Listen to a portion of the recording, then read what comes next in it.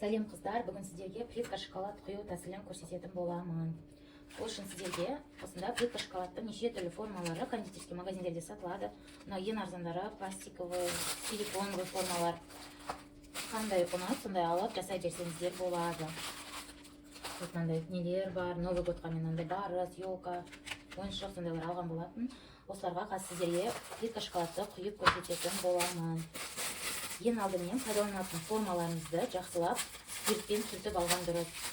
Формаларымыз таза и залалсыздандырылған болу керек. Обычно аптечный спирт алып, ватный диск арқылы сүртесіздер формаларды.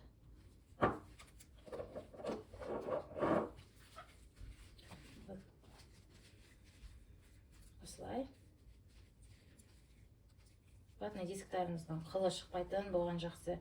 Ватный диск немесе марлымен сүртсеңіздер болады. Форма кеше сатып алған, бірақ шан екен.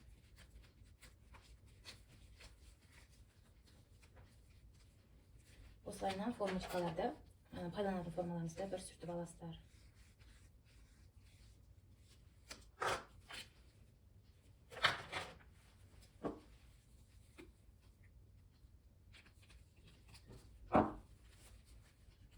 Негізі профессиональный шоколаделер поликарбонатный формаларды пайдаланады. Олар более қатты не болады да.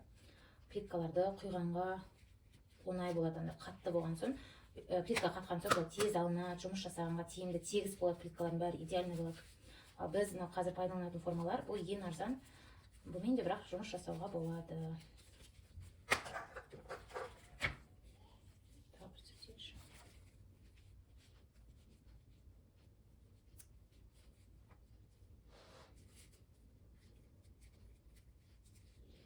Егер мақталарыңыздың қылы шығатын болса, онда марлымен ба, бинтпен ба сүртіңіздер қыздар.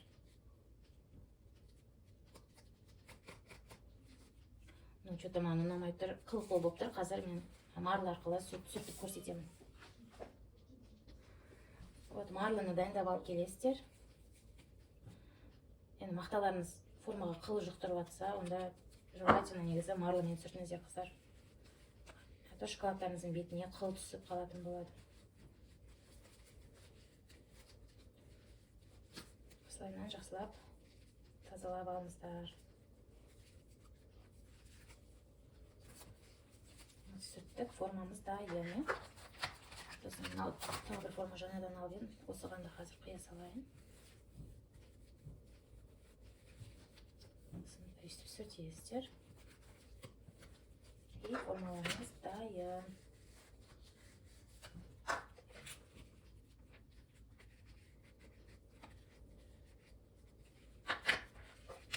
Неге формочкаларымды дайындап қойдым. Енді шоколадты жақсылап темперировать етіп әкелесіздер. Таза шоколадты міне темперировать етіп дайындап қойдым. Кондитерский мешок қажет болады сіздерге. Кондитерский мешокқа шоколадты қойып, формасына құятын боласыздар.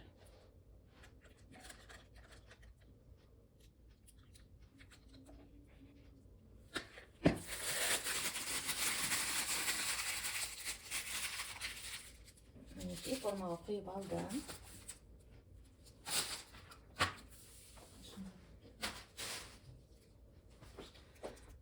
Қашымен ұшын кесесіздер.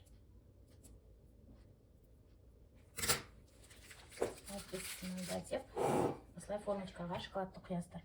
Егер формочканың арасына бетіне әдемі узорлар шығып тұрсын десеңіздер, былайынан не құйып жерге болады. Бір детальда сал жерсеңіздер болады, енді құйып жатқан кезде. Сосын дәл деталь тұрған беттің ақырын құясыздар шоколадты. Бірінші сол детальдар тұрған жерде, яғни посыпка себес, сол тұрған жерде шоколадты құйып аласыз, что болар орнынан жылжып кетпес үшін.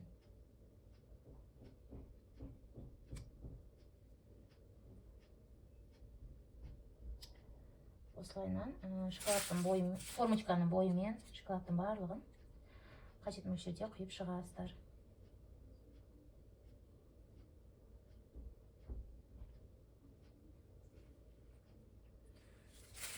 Мінекей құйдым. Енді дайын болған шоколадты құйғаннан кейін Жаңа сіздер деталь салдыңыздар ғой, сондықтан жай ғана ақырын қозғатып формочканы сілкіп алыңыздар. Ішінде міне пузырьки, ауалар шығып кету керек, шоколадтың ішіне кіріп кеткен ауаларды шығарып жібересіздер осылайынан. Формочкаға құйған шоколадты бірден холодильникке салуға болмайды. Кішкене комнатный температурада қаттылау болып өзінің кішкене болса да қалпына келген соң барып қана холодильникке салып қатырып аласыздар плитканы.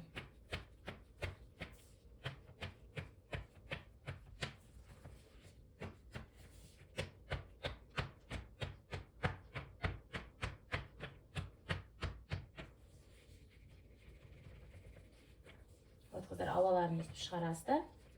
Енді мен осы плитка шоколадтың артына бір узор істегім келеді дейік, мысалы, мынау асқабақтың дәні. Жалпы неше түрлі сублимированный осындай ягодалар, құрғатылған дәндер, соларды пайдалану арқылы плитка шоколадты сәндейтін боласыздар. Мынау асқабақтың дәні арқылы елка істеген әдемі көрінеді екен.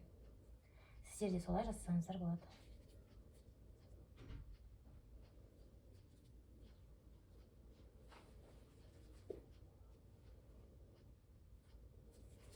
Сіздерге анығырақ көрсетейінші.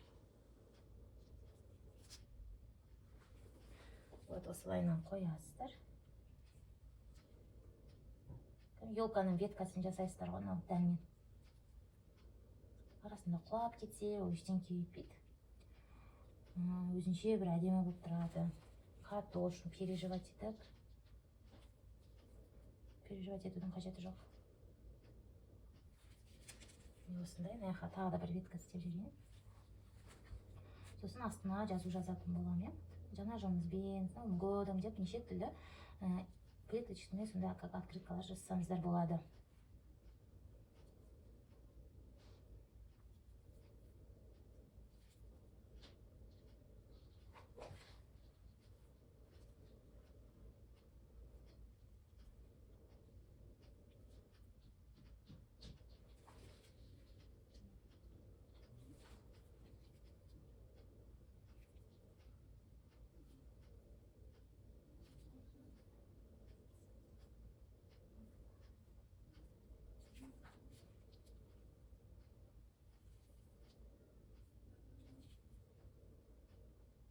Вот елканың веткаларын жасап қойдым. Және подсветка шариктер арқылы осы елкаға ойыншықтар жасасаңыздар болады. Мысалы, мынандай шариктер істеп қойсам болады.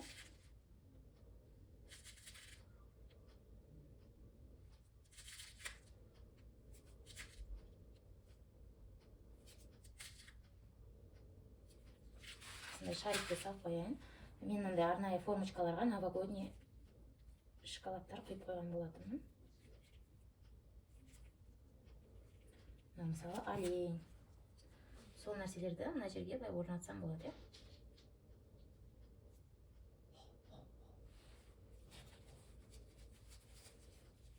Негізі барынша аккуратно жасаңыздар. Жұмыстарыңыз әдемі көріну үшін. Кішкене болған қалды, енді ештеңе кетпейді. Ақылы.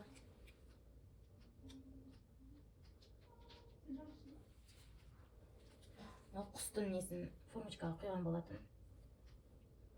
Мына жаққа қарай қойып жүрсем.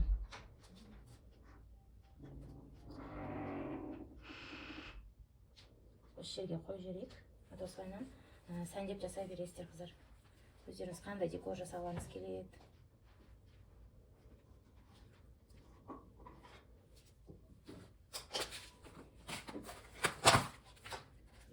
Сублимированный малина, клубникалар магазиндерде сатылады, соларды сеуіп, плитка шоколадты сәндеп бересіздер.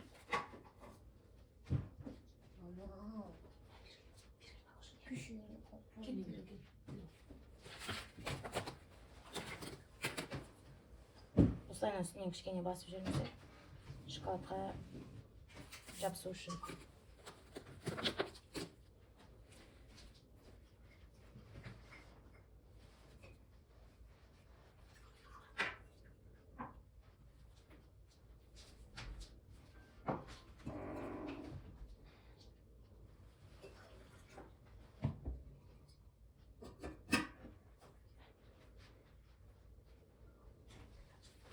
Мінеге плитканы дайындап алдық. Плитканы дайындап алдық. Енді осыны холодильникке бірден салмайсыздар, комнатный температурада бір жарты сағаттай ұстап, сосын барып холодильникке салып қатырып аласыздар. Астына 8 сағат қойғандарыңыз дұрыс. Формадан қозғалып кетпес үшін астына 8 сағат қойып, плиткаларыңызды қатырасыздар, қыздар.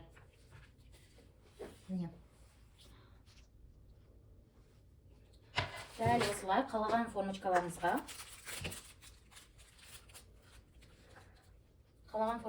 шоколадты құясыздар.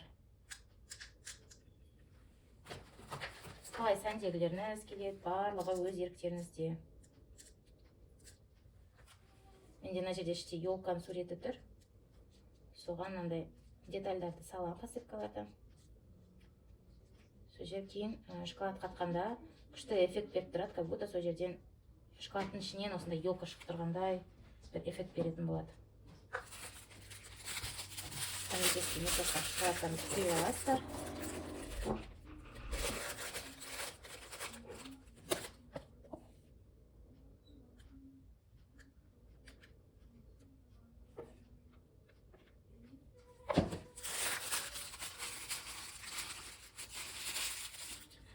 Деталь тұрған жерге шоколадты ақырындап орналастырасыздар.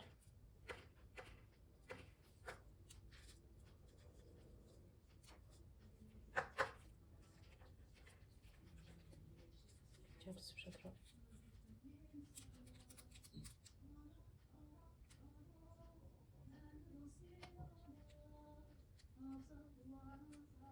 Осылайынан формаға құйып, дәл жаңағы әдіс бойынша жұмыс жасайсыздар.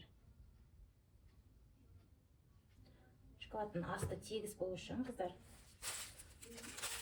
лопатканың көмегімен артық шоколадты алып тастайсыздар.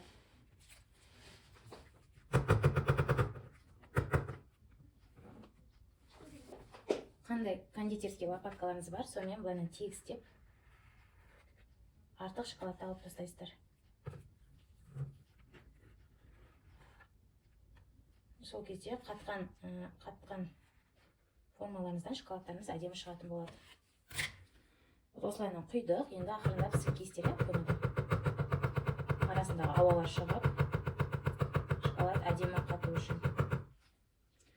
Осылайынан мен құйып алдым. Енді қатуға комнатный температураға жарты сағатқа шоколадтарымды қойып қоям.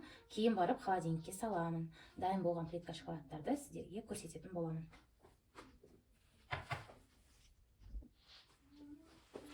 Дәл солай, жаңа плитканы қойғандай, қалаған ненге формочкаға плиткаларыңызды құйып шығасыздар, қыздар. Еш қиындығы жоқ, жалпы кішкене фантазияларыңыз болса, жан-жақтан қарап, неше түрлі плиткалар жасап, неше түрлі сәндеп оны жұмыс жасай бересіздер. Главное, шоколадтарыңызды жақсылап темперировать етіп алсаңыздар болды.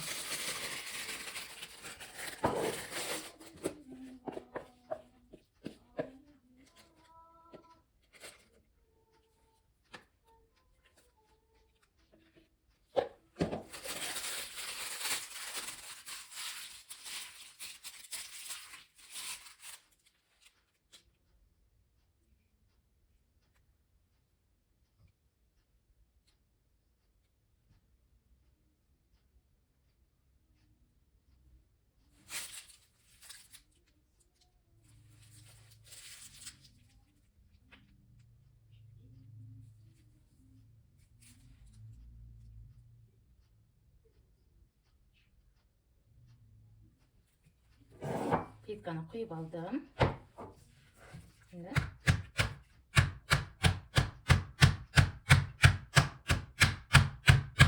Сәсілкіп жүреміз. Артына қалай сәндегілеріміз келеді.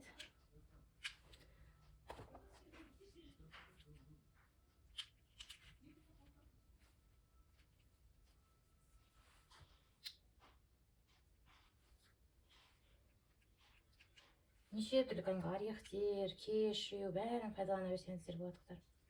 Жан-жақтан қыздардың жұмыстарын қарап, солай фантазияларын пайдалансаңыздар болады. Мен сіздерге қазір жалпы көрсетіп жатырмын. Шоколадты осылай құйған соң бірден сәндестіріп, чтобы жақсылап қату үшін.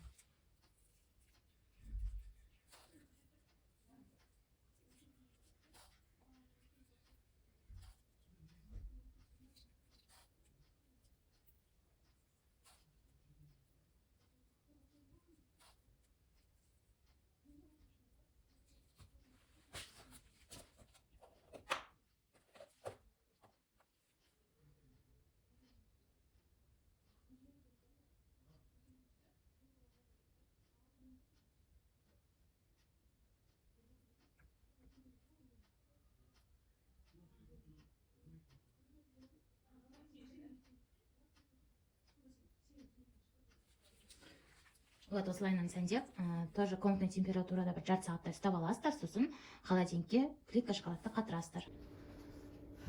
Вот қыздар, жаңа құйған плиткамыз дайын болды. Плитканың қатқаны былайынан көрінеді. Сіздерге жан жағындағы формамен шоколадтың арасы ажырап тұрады. Көрдіңіздер ма? Оңай алынады.